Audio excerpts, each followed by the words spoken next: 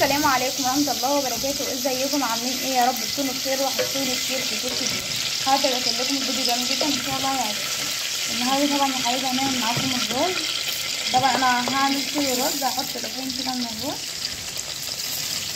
لحين تمام. نحط ونقلب كده. طبعا انا مش بحب اخسر اول شويه رز من بحمره، مش بحب ان انا مش بحب ان انا اغسلهم، عشان لو غسلتهم هيشربوا زيت كتير وياخدوا معايا وقت كتير. اهو زي ما انتم شايفين انا حطيت، انا طبعا هنعمل الغدا معاكم النهارده طبعا تمام. انا معايا الرز اهو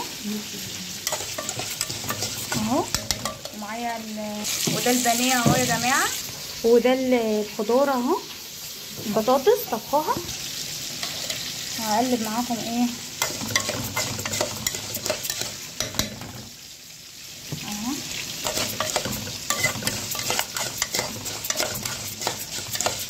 المنظر ده،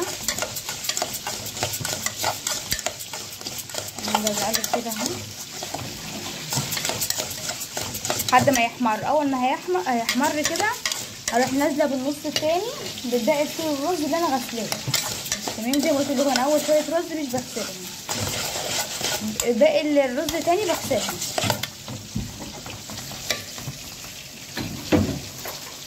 اهو.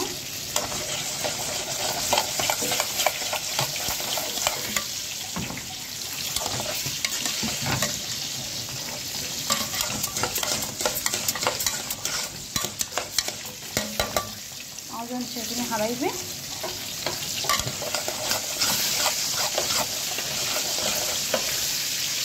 طريقه سهله جدا وبسيطه. طبعا البانيه اهو انا اللي استوى بطلعه.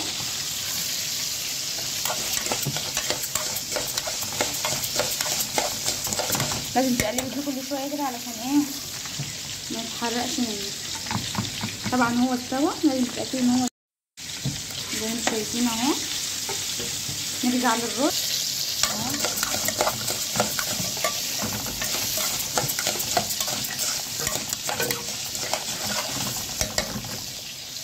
زي ما انتم شايفين يا جماعه اهو. طريقه سهله جدا وبسيطه باذن الله تعجبكم. هذا بالمنظر ده، لازم نقلب كل شويه عشان ما يحرقش منه.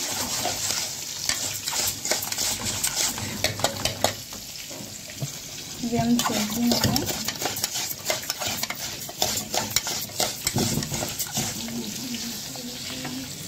زي ما انتم شايفين هقلب بالمنظر ده. طبعا البانيه الحتتين بس هما اللي استووا، التانيين لسه مستووش. انا برضو يا حبايبي هوريكم برضو الصوره النهائيه بعد ما الاكل كله يستوي. طبعا هو لسه محمرش معانا.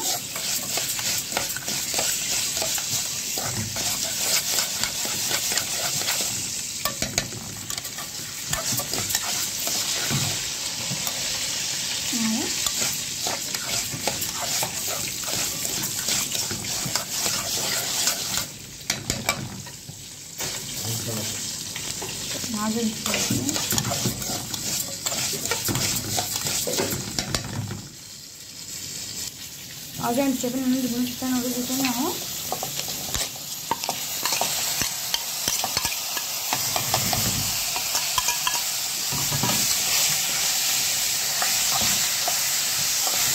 زي ما انتم شايفين بعد ما نضيف نص الرز تاني اهو.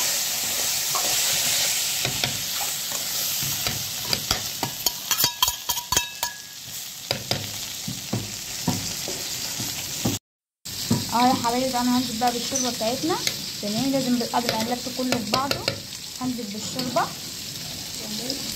او ميه من الفلتر. انا نزلت بميه من الفلتر، كان عندي شوربه لحمه حطيت منها بقى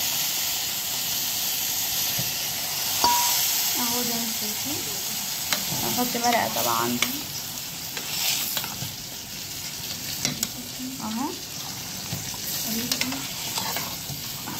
نحط العصايه كده ننزلها عشان الرز كله يستوي في بعضه. طبعا هو مش بياخد اي وقت والله يا جماعه. طبعا انا هحط مرقه، لازم المرقه يا جماعه، لازم.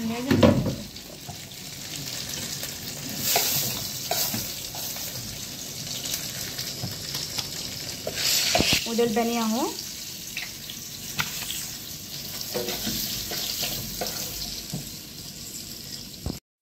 اهو يا حبايبي بعد ما الرز استوى، الرز لسه مستواش، حطيت له المرق والفلفل الاسود كده.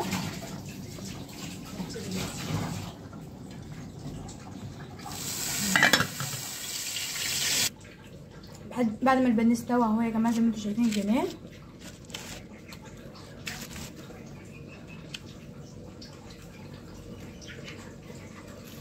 اهو. قولي رايكم ايه بقى في البانيه بتاعنا الجميل اهو زي ما انتم شايفين اهو يا جماعه. البطاطس بتاعتنا بعد ما طبخناها شايفين الجمال. طبعا انا هقول لكم عملت الباميه ازاي، عملت الكوسه الباميه.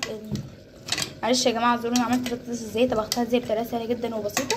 اول حاجه خرطت البطاطس، قشرتها وخرطتها، بعد كده رحت غسلتها، بعد كده رحت خرطتها شرايح زي كده كلها زي بعضها. شايفين يعني كلها زي بعضها، مينفعش تخرطي حته واحده كبيره واحده صغيره، عشان لو عملت كده واحده تستوي واحده مش تستوي. بدقها معاكم وزي ما قلت لكم بطريقه سهله جدا. وبعد كده بتعملي تقليه، تحطي مثلا معلقتين تقليه و3 معالق تقليه كبار، وبعد كده بتنزلي بقى بميه من الفلتر وتسيبيها تغلي. اول ما بتغلي بتروحي نازله بايه، بالكوسه بتاعتك. الكوسه او كوسه يا جماعه او بطاطس او باميه بنعمل نفس الطريقه دي. طريقه عمل البانيه بقى انا عملته ازاي يا جماعه. اول حاجه قطعت البانيه خرط رقيقه قوي، وبعد كده غسلته بدقيق وغسلته بملح وخل، كل ده عشان الزفاره تخرج منها، عشان كانت زفره جدا والله يا جماعه. وبعد كده رحت غسلته ازاي، بعد كده رحت غسلتها تاني تمام. وبعد ما غسلتها ورحت سبتها لما تنشف كده شويه تمام، الصفه كده شويه. وبعد كده رحت ايه ركنيها، ورحت عملت ربيت بيضه، ربيتها حلو جدا مع حته فلفل اسود وحته ملح. وبعد كده رحت بشرت بصلايه على في الطبق اللي كانت فيه الفراخ، بشرتها تمام.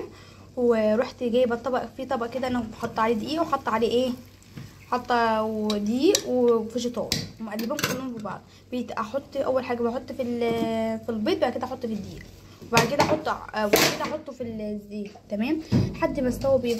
بيطعمه جميل جدا يا جماعه وتحفه، اقسم بالله تحفه مش قادره اقول لكم. طبعا احنا بنحط فلفل اسود وملح عليه قبل ما يستوي، يعني احنا بنحط بصلايه وبنقلبه في بعض كده قبل ما ده يستوي. لما كنت بقى الفراخ نيه بنحط بصلايه وملح وفلفل اسود وبنقلبه كله في بعض تمام. بعد كده بنحطه في اللهم صل على النبي، بعد كده بنحطه في البيض، بعد كده في الفيجيتار، بعد كده بنحطه ايه على الزيت بس وبيستوي.